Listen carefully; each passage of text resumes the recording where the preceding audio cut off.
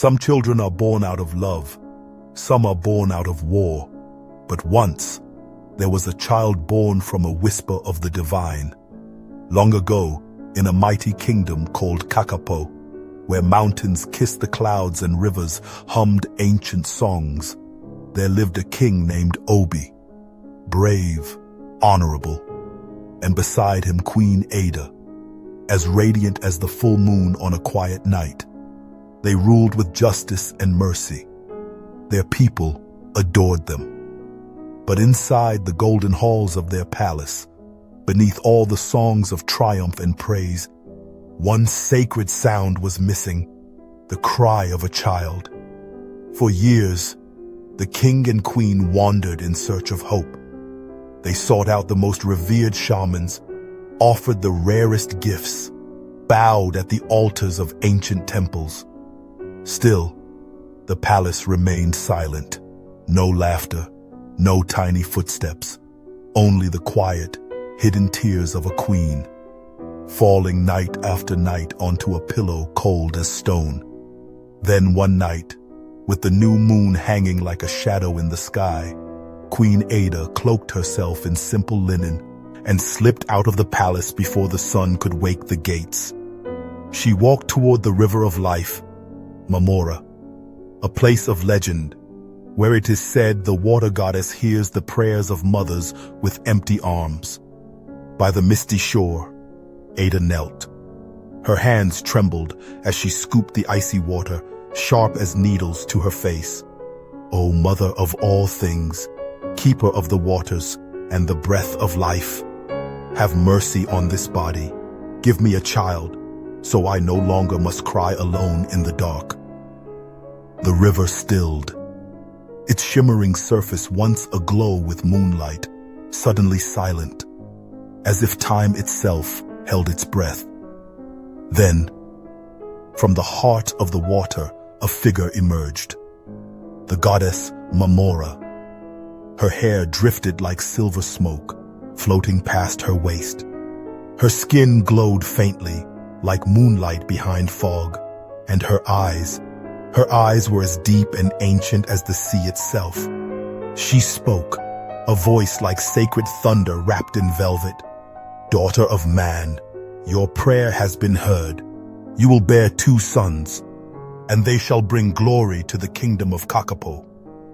Adah broke down, tears streaming as she clutched her belly, as if life had already begun to stir within.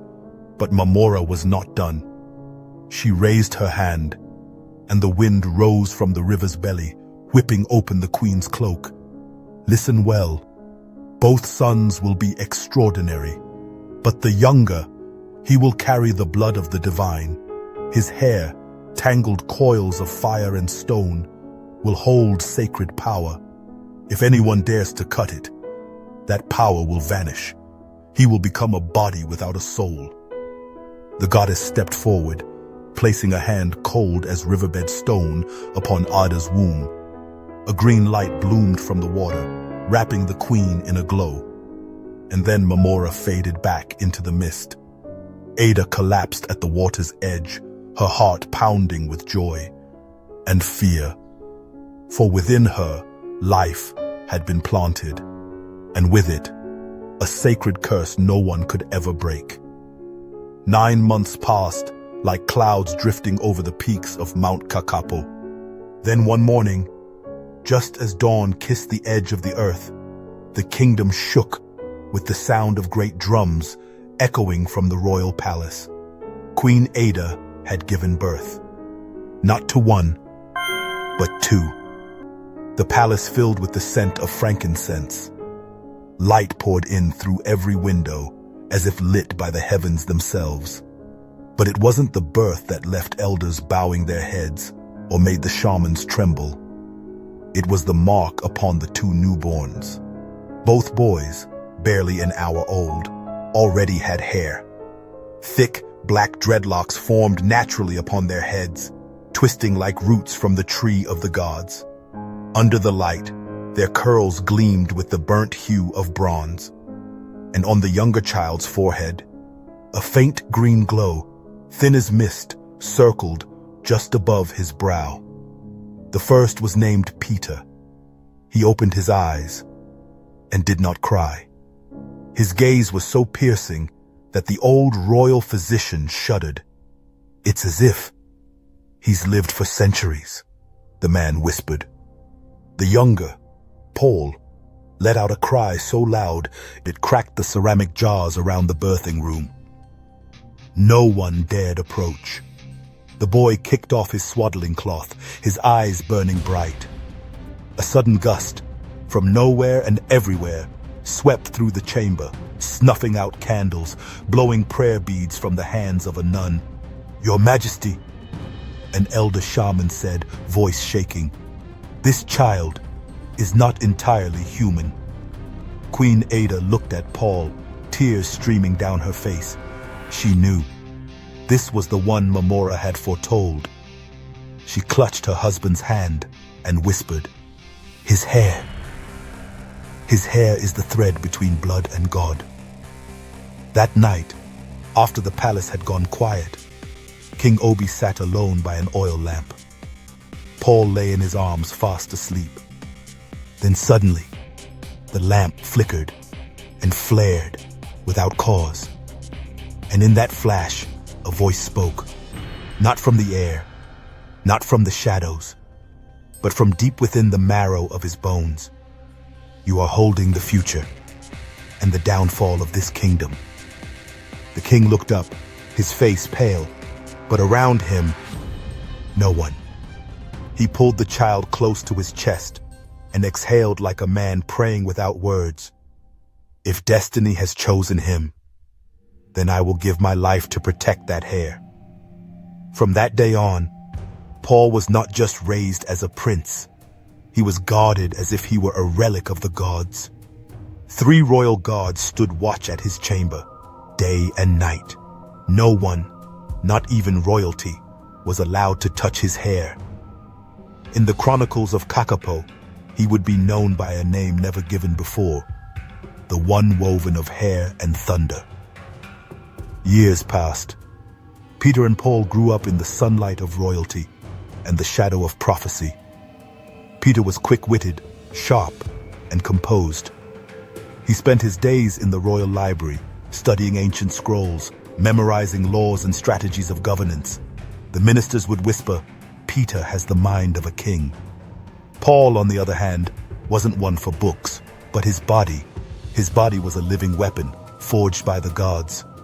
Before the age of 7, he could lift the bronze shields of seasoned warriors. His laugh boomed like thunder. His footsteps shook the ground. The people called him the child of the storm. One morning, under a sky clear as crystal, King Obi summoned his sons. "You've studied the texts, you've trained your bodies. But to rule, a king must know every tree, every stream of the land he serves. Today, we ride into the Kakapo forest." The 3 rode deep into the woods, where grass brushed their waists and fog clung to the sun. Then, a roar shook the heavens. From the thicket burst a lion, massive as an ox, eyes burning red, mane flaring like wildfire, teeth gleaming under broken shafts of light. The horses reared, screaming in terror. Peter shouted, "Father, run!" Then he turned his horse and fled, dust rising in his wake. Paul did not move. He stepped down, eyes locked on the snarling beast. His hand reached for a tree limb, thick as a grown man's thigh. King Obi drew his sword, but Paul raised a hand. "This is my destiny." The lion lunged. Paul roared in turn, swinging the branch like lightning from the sky. A crack rang out, a cry so fierce it split the trees. But the lion wasn't dead. It twisted, clawed Paul across the chest, sent him sprawling. Blood flowed, and then, in a fury beyond fear, Paul rose. He gripped the beast's mane, and with both hands, snapped its neck. Silence fell. Even the forest held its breath. King Obi ran to his son, took him in his arms. You You are Mamora's own, not my blood, but God's blood runs through your veins. That night, as they returned to the palace, Peter was already there, clothes torn, face smeared in panic. He rushed into the royal court. Mother, father, and Paul, they were killed by a lion. I tried to save them, but I couldn't. Queen Adah screamed. Advisors began preparing for mourning. Peter, with false tears, clutched her hand. Don't worry, Mother. I'm here. I'll be king now. But just then, the great doors flew open. King Obi and Paul entered, their clothes still stained with dried blood, but victory glowing in their eyes. The room fell silent. Queen Adah stood, eyes wide. Peter stepped back, face pale as ash. King Obi fixed his gaze on his eldest. Peter, what did you tell your mother? Peter stammered. I thought you were both gone.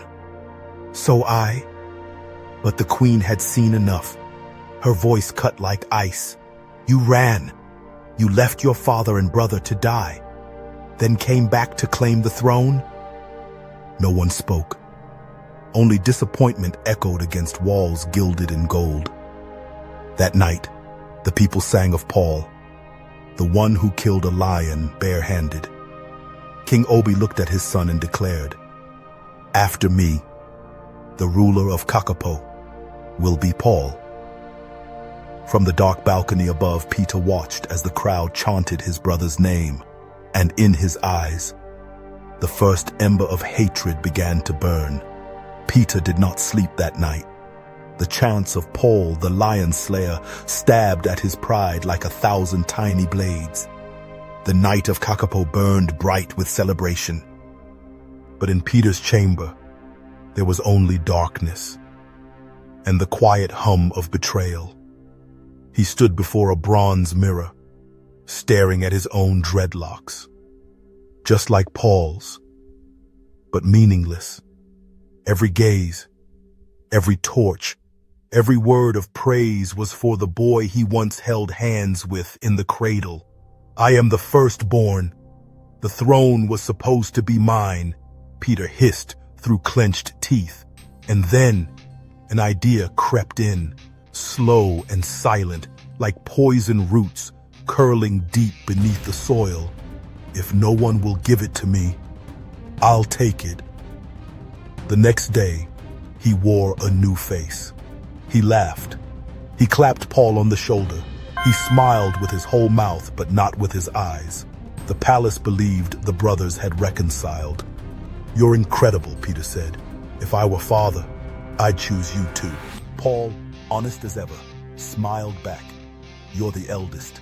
Even if I'm stronger, I'll always walk behind you. Peter's lips curled.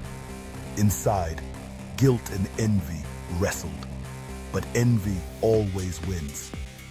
That night, he slipped out of the palace, a black cloak over his shoulders, riding through the back gates. His destination, Babakuro, a sorcerer who lived deep within the forbidden forest. Whispers said he knew even what had yet to come.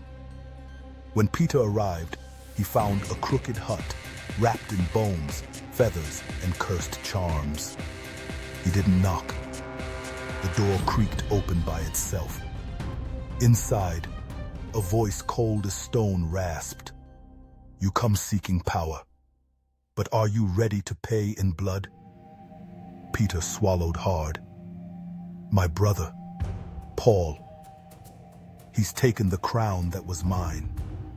Tell me how to take it back. Babakuro appeared. Tall, gaunt, his eyes milky white. His hand shook as he lifted a vial of dried blood.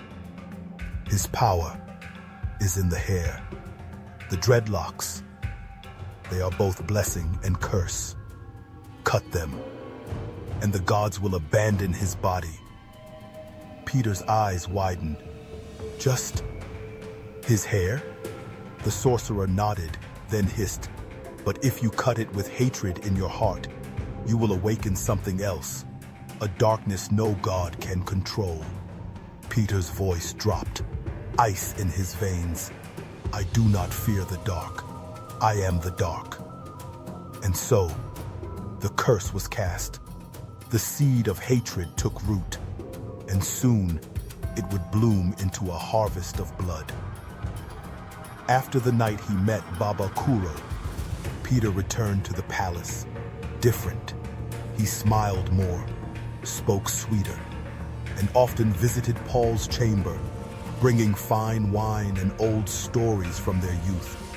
Paul, with a heart built for trust and a soul that still believed in brotherhood, welcomed him with open arms.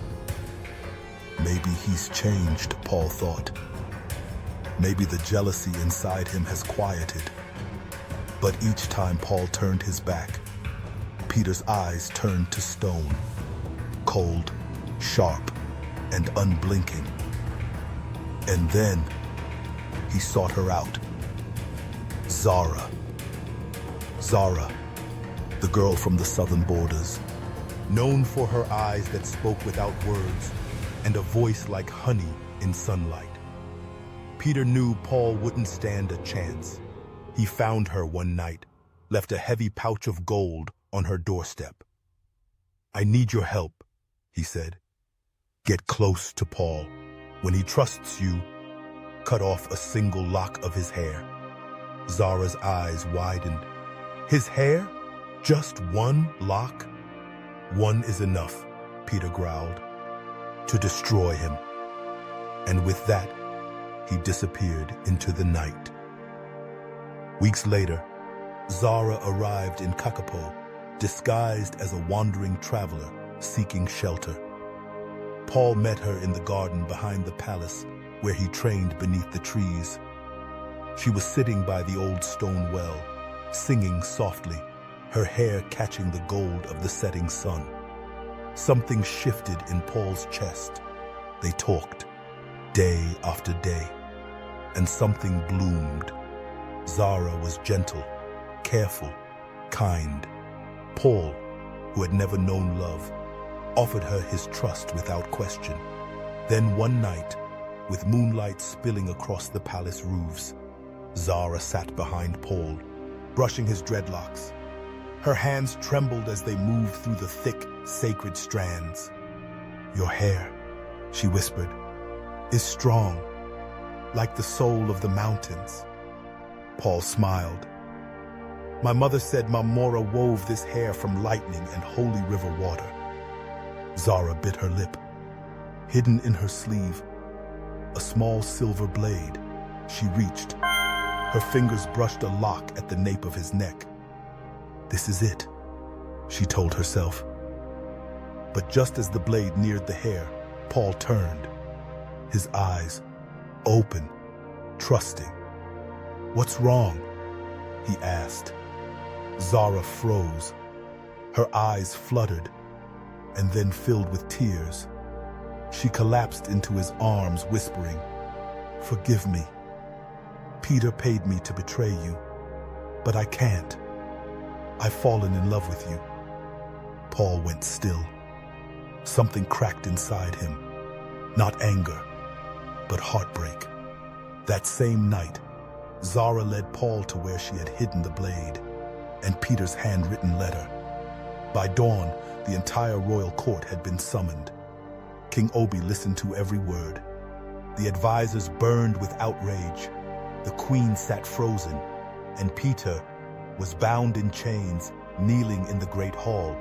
Paul looked at his brother, not with the fury of a warrior, but with the quiet devastation of someone who had just lost the one thing he thought would never break. Trust. Ceremonial drums thundered 3 times, each strike echoing through the bones of all who heard it. The great hall of Kakapo had never been so full. Elders, generals, high shamans, tribal leaders, all were present.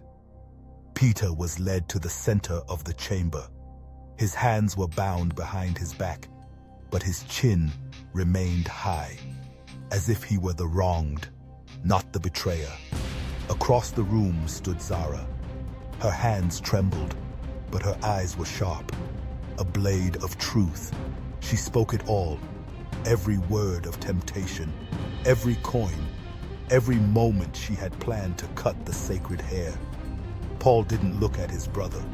He stared at his own hands, hands that once held Peter's as they ran through autumn fields, hands that once pulled him close when lightning split the forest sky above them. Those memories, now ashes in the wind. King Obi sat upon the throne. His face wasn't furious, just heavy, like a storm that had wept too long. "Peter, my son," his voice echoed slowly. "Do you deny these charges?" Peter laughed, but it was hollow, a shell of pride echoing into a void. "I only wanted what was mine. Being king isn't about killing a lion. I'm the firstborn, the rightful heir." Murmurs rippled through the elders. One of them stood, his voice firm. "Being born first does not make you chosen.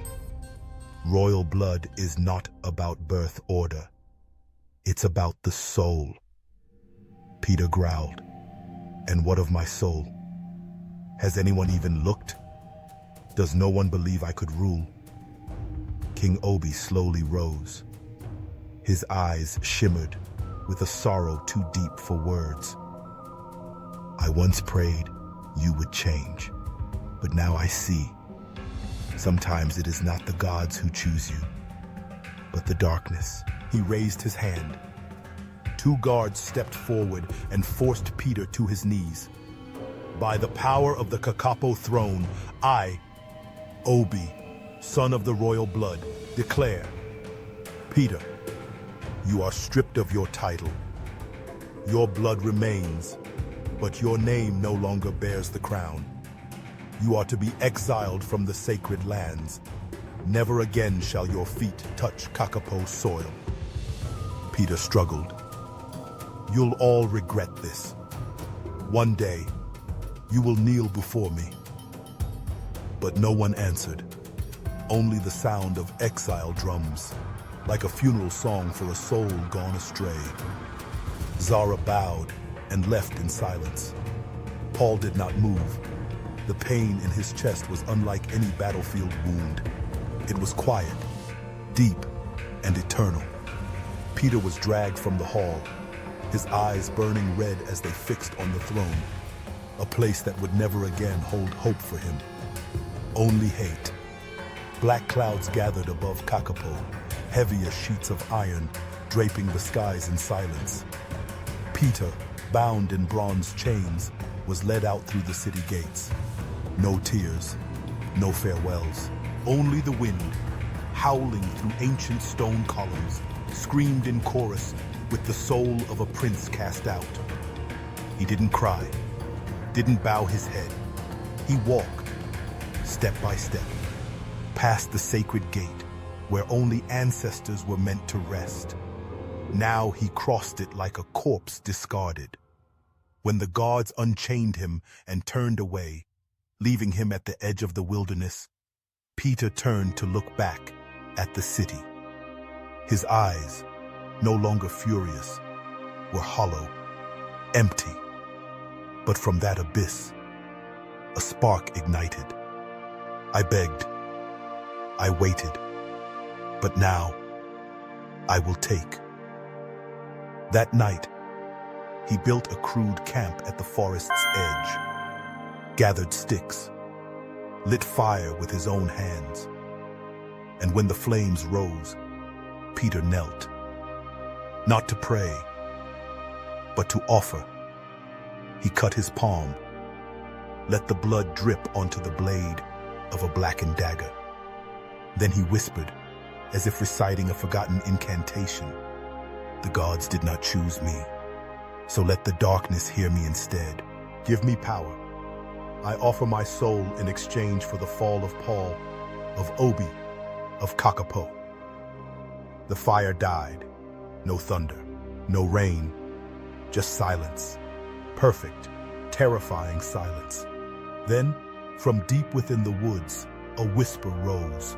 Not quite voice, not quite hiss, not far, but not near. You would trade the light to touch the dark. You understand the cost. Peter did not blink. I've lost everything. There's nothing left to protect. The whisper cracked into laughter, dry, like burning bamboo. Then step forward and become what has never existed in the bloodline of Kakapo. The forest stirred. Cold wind swept through the trees, and Peter vanished into the dark. From that night on, the border villages began to speak in hushed tones of a man with twisted hair, eyes like burning coal, living deep within the woods. On moonless nights, they saw him drift across the fields, whispering to snakes, singing wordless songs that made dogs howl and horses kneel. No one dared speak his name again. They called him only by one title, the Blood Broken. 10 moons had passed since the night Peter vanished. Paul was now the High Commander, standing beside his father, leading the mighty armies of Kakapo. But in his heart, there remained a silence, a space that no crown, no victory could fill. Like a shard of glass, no longer meant to fit. And then, the darkness returned. From the southern border came news of a force unknown, an army with no banners, no battle hymns, only savagery, as if cursed beasts had taken human form. Paul donned his armor and rode to war. At the valley of Kubu, a land cloaked in mist, thick as ancestral ash, the two forces met. Paul stood atop his horse, silver sword raised. From the other side, a rider in black, a black horse, eyes burning like dying coals. Paul didn't need to look twice. "Peter," he whispered, his lips dry as if seared by fire. Peter dismounted.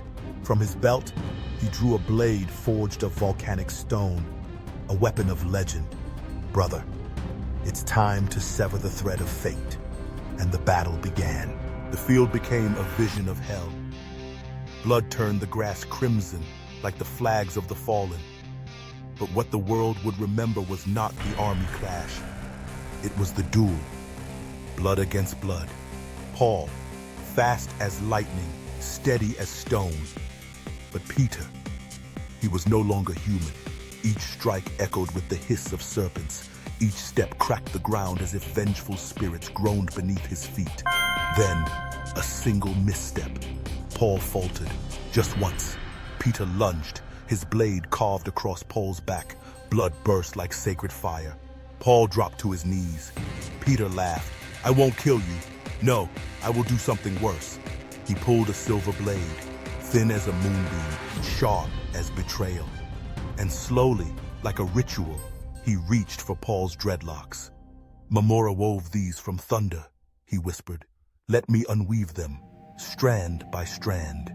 But the moment the blade touched a single lock, a green flash erupted from Paul's crown. The ground split, the trees bent, and from the heavens above a roar, not of thunder, but of Mamora herself. "Traitor to blood, you have awakened the final curse." Peter screamed. His hand ignited, blackened in flame. His eyes went blind. His body twisted, as if dragged downward by hands unseen. Paul rose, blood pouring, but eyes glowing like meteors. "This hair is not just power," he said. "It is a covenant between God and man. You cannot cut what you never understood." Light surged around him. His dreadlocks rose, alive, each strand glowing like living lightning. Peter howled once more and was consumed by the very darkness he had once prayed to. The battle was over. No one cheered, only silence, because this was not victory. It was the end of a tragedy, woven with hair, blood, and betrayal. As the sun rose from the east, Its light filtered through the gray mist that still clung to the valley of Kubu. And there, kneeling in the blood-stained grass, was Paul, his dreadlocks now glowing softly like threads strung between earth and sky, swayed gently in the wind. He did not cry, but in his eyes, something had vanished forever. Peter, the one who was once his brother, the boy who once ran beside him barefoot through summer rain, now buried alive in the darkness he had summoned himself. King Obi arrived, his hair more silver than before, his eyes more tired.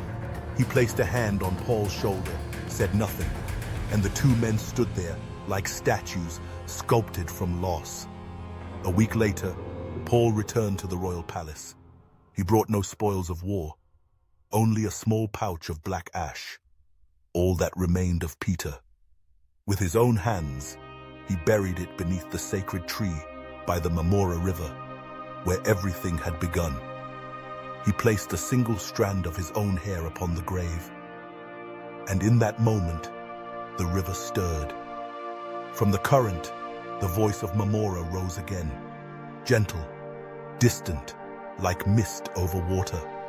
O bearer of sacred hair, you passed through darkness without letting the light in your heart go out. Because of this, your bloodline will endure. Your hair shall never be severed. Kakapo still has you, and the children who will come after you.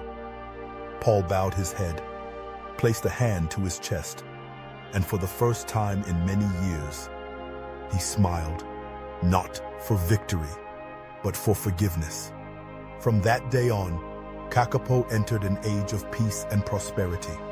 When King Obi passed, Paul took the throne, ruling with kindness and the quiet strength of a man who had lost everything and still chosen grace.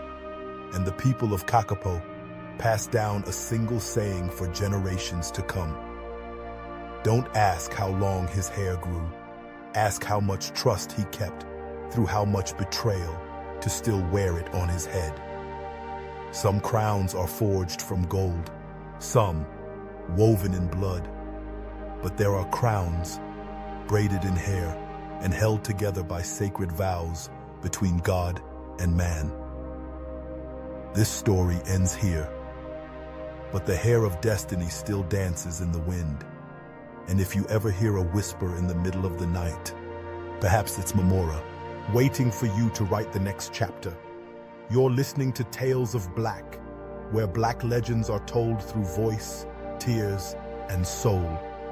If this story moved you, share it. Leave a comment, and don't forget to follow. So each week, you step into a world both distant and carved from your very blood. Tales of Black, where mythology breathes with human skin.